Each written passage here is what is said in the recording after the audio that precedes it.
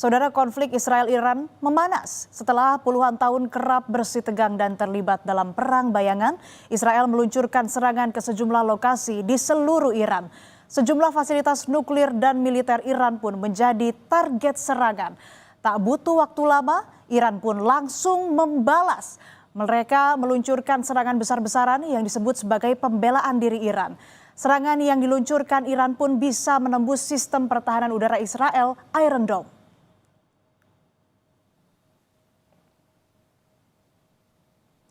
Serangan Israel ke Iran mulai dilakukan pada Jumat 13 Juni 2025 waktu setempat.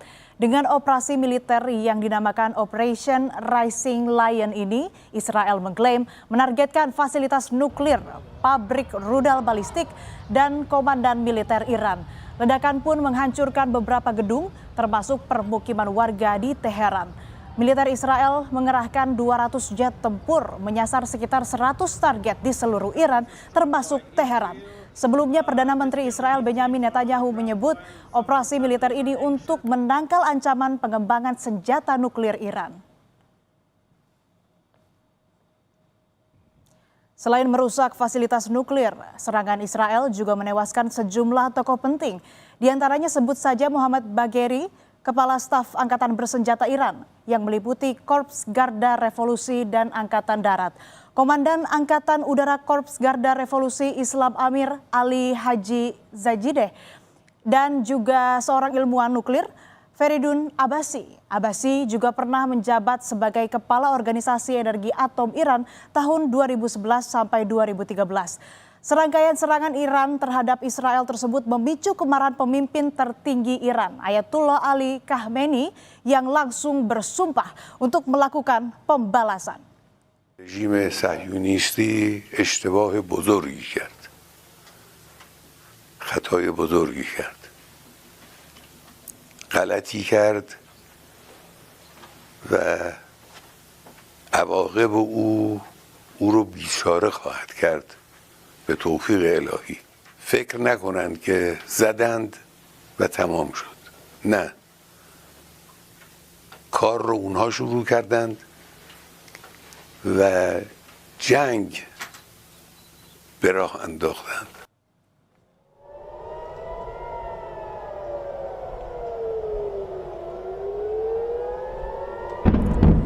Iran pun melancarkan serangan balik ke Israel dengan lebih dari 150 rudal balistik dan drone-nya.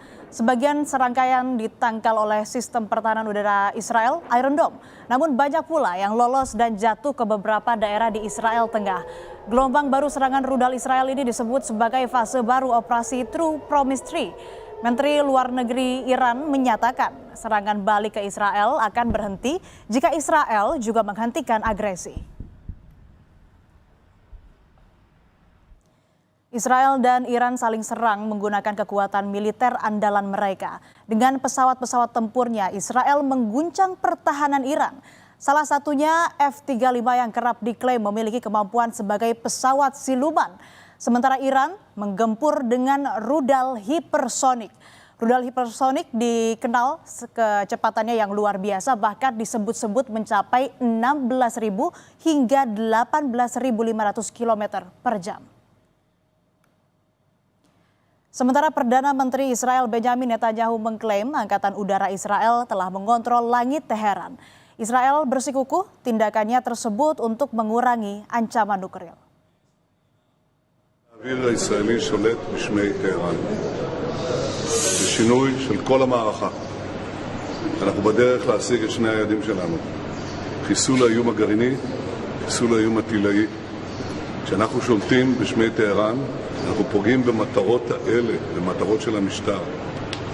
大家在屏幕中看到的远处忽明忽暗的是一处着火点，是德黑兰南部的一处。 Eskalasi ketegangan antara Israel dan Iran ditandai dengan serangan yang diluncurkan Israel pada sejumlah infrastruktur ekonomi dan pusat energi Iran. Kementerian Perminyakan Iran mengonfirmasi 2 kilang minyak di Teheran diserang Israel pada Sabtu malam waktu setempat. Serangan ini jadi bagian dari serangkaian gempuran Israel terhadap fasilitas militer dan nuklir Iran. Pada malam yang sama, markas besar Kementerian Pertahanan Iran juga diserang pasukan Israel.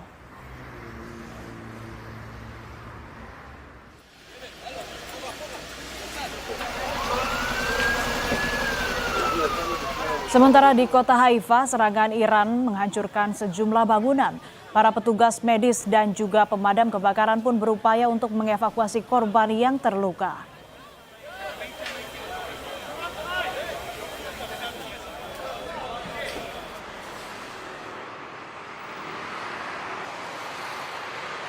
Di tengah konflik bersenjata yang terjadi antara Iran dan Israel, warga Iran pun berbondong-bondong meninggalkan ibu kota untuk mengungsi. Antrean kendaraan pun memadati jalanan di kota Teheran. Saling serang antar kedua negara meningkatkan kekhawatiran akan adanya ketegangan yang meningkat. Warga pun berupaya mencari perlindungan ke wilayah lain di kota Iran.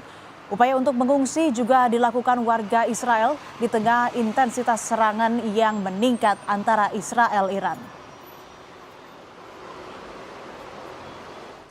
Presiden Amerika Serikat Donald Trump ikut berkomentar. Ia bahkan mengunggah di media sosialnya pada Senin siang bahwa semua orang harus segera mengungsi dari Teheran. Sesaat setelah pernyataan tersebut, Trump memutuskan meninggalkan pertemuan G7 di Kanada dan melewatkan sejumlah pertemuan yang akan membahas tentang perang di Ukraina serta sejumlah isu global lainnya.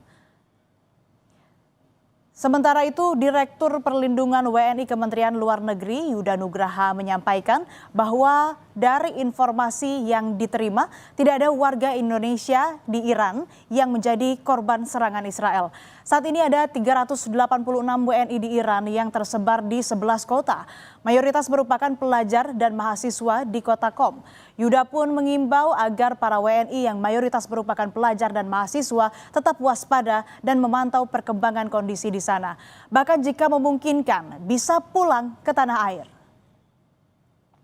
Kita telah menetapkan status siaga 2 dan berlaku hingga saat ini. Ya. Dalam konteks siaga 2, kita minta warga negara kita meningkatkan kewaspadaan dan jika memungkinkan dapat pulang keluar dari Iran secara mandiri. Ya. Dan tentu tidak mengharapkan perlu menunggu sampai siaga 1 ketika suasananya atau situasinya sudah membahayakan jiwa.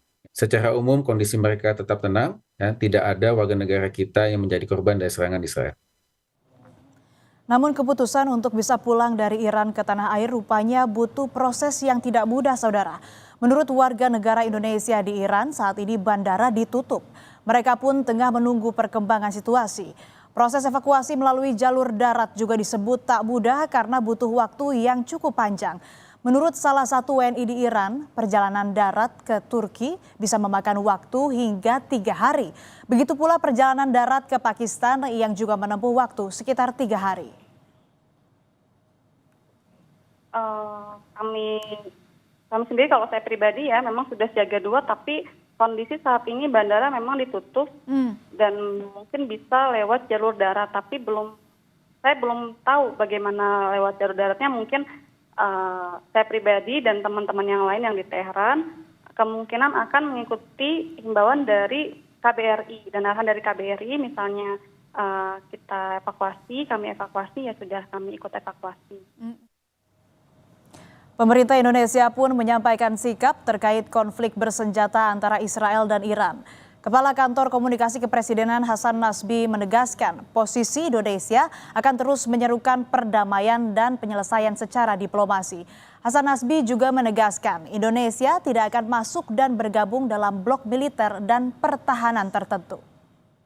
Presiden Prabowo selalu menyerukan 3 hal. Pertama, pemerintah kita mengecam segala bentuk agresi, penyerangan terhadap negara lain. Yang kedua, Presiden Prabowo selalu mendorong terciptanya deeskalasi konflik atau sesegera mungkin melaksanakan gencatan senjata. Yang ketiga, pemerintah melalui Presiden Prabowo itu selalu menyerukan penyelesaian konflik melalui jalur diplomasi dan hukum internasional. Serangan yang dimulai Israel dan berbuntut saling balas dengan Iran mengakibatkan jatuhnya korban dari kedua belah pihak. Hingga 17 Juni 2025, Kementerian Kesehatan Iran mencatat 224 orang tewas dan 1.200 orang lainnya terluka. Sedangkan di kubu Israel 24 orang tewas dan 500 orang lainnya terluka. Konflik bersenjata di antara dua negara, Israel-Iran, masih belum menemukan titik akhir. Hingga kini belum ada tanda-tanda munculnya kesepakatan antara keduanya. Kondisi ini pun menimbulkan kekhawatiran dunia internasional yang berharap konflik antara keduanya segera mereda.